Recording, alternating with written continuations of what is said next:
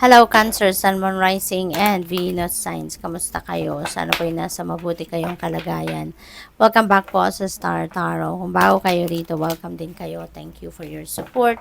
I truly appreciate it. God bless you all, Cancer. So, tingnan natin kung ano mga mensahe ninyo for today. We have the world energy. Cancer, the world is a time for accomplishment, a time for completion, a time for achievement, yung gano'n, ano?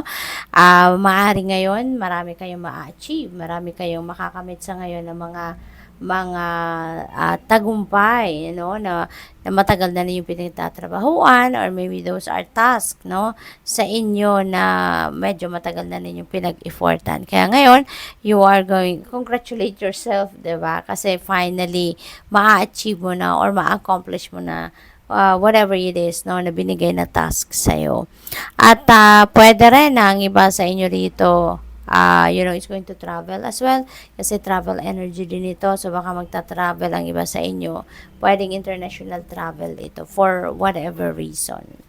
What else? We have 9 of Spring. Ayan. So, you've worked hard, no? Kaya, at kung ano man yung pinagsisikapan ninyo, pinagtatrabahuan ninyo sa ngayon, talaga namang you are going to, you are going to protect that, diba? Kasi kung ano man yung pinaghirapan ninyo sa ngayon, pwedeng may mga mag-challenge sa inyo, pwedeng merong magsasabotage sa inyo, pero hindi mo to hahayaang mangyari. No, you are going to protect yourself, and you're going to protect of what you have done already.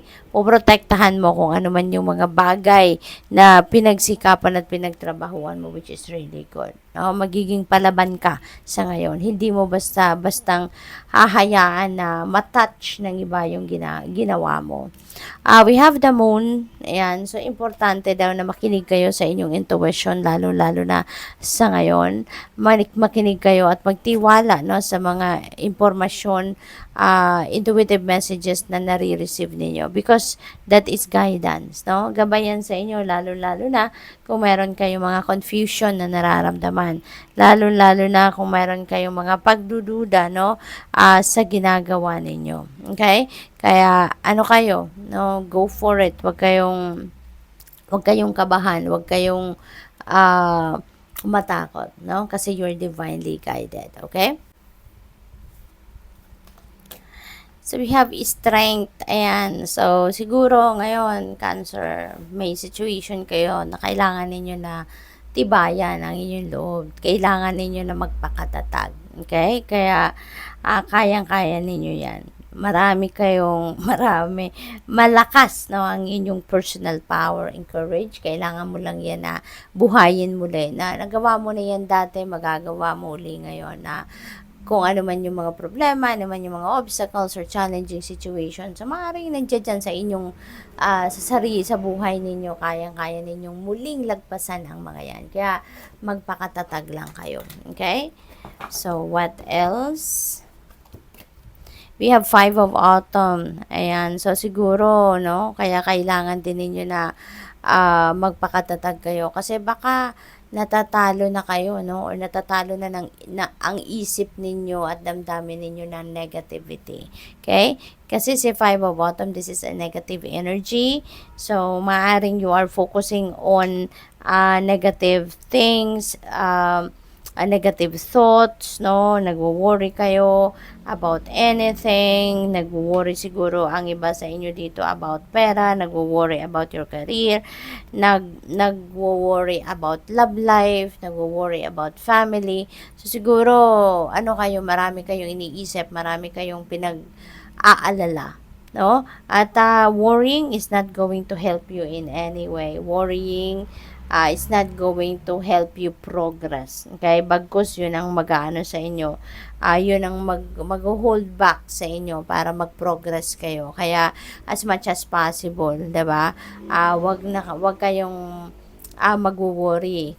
Kung ano man ang mga concerns ninyo, ipagdasal ninyo yan, ialay ninyo yan sa Panginoon. Kasi hindi naman natutulog ang Diyos, hindi ba? God never sleeps.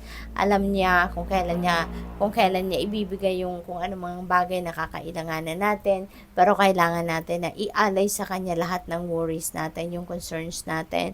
Magdasal tayo, 'di ba? Para malaman din niya ano nga ba talaga, 'di ba? Yung gusto mo, ano yung nasa puso mo, 'di ba? Anong direksyon ang gusto mong tahakin, 'di ba? Kasi we are all given free will din, 'di ba? Kaya ipaalam mo sa Panginoon ano yung gusto mo, ano yung path na gusto mong tahakin at this time, 'di ba? What else? We have two of spring. Ayan. So, this could be partnership, no? Pwedeng partnership in love, pwedeng partnership in business, pwedeng partnership in a business, or I mean partnership in a project. So, depende sa inyong sitwasyon. But this signifies partnership. Decisions as well. So, siguro meron din kayong kailangan pagdesisyonan sa ngayon at maaaring yun din, ano, yung isa sa pinag-worry ninyo, yung mga ganon. This is also about planning. So, ang iba siguro sa inyo rito is making plans, no, for the future, making plans sa kung ano man ang next move na gagawin ninyo, ano yung next ninyong gustong gawin, diba? So, good luck. Thank you for watching. Love and light. Namaste.